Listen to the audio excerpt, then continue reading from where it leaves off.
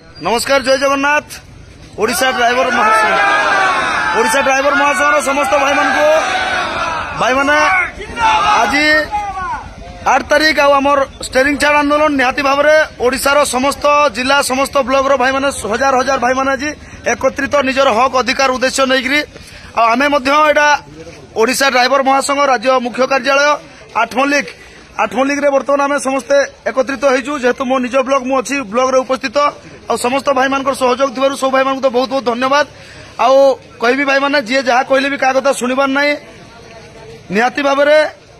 आमे जमिति बता जाइतिला भाई मान को शांति श्रृंखला बजाई रखिबा आमे युद्ध निश्चय जितिबा। आज आमे आठमल्लिक रो समस्त भाई माने भी उपस्थित अछु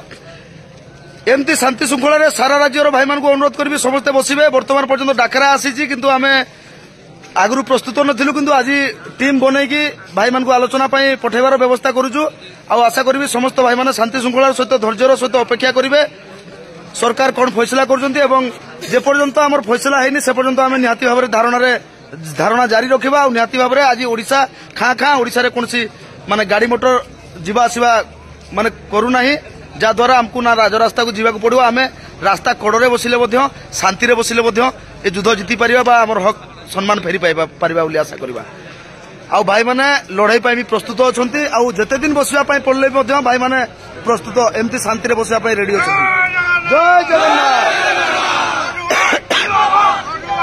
हक मागिले भूली जाउछो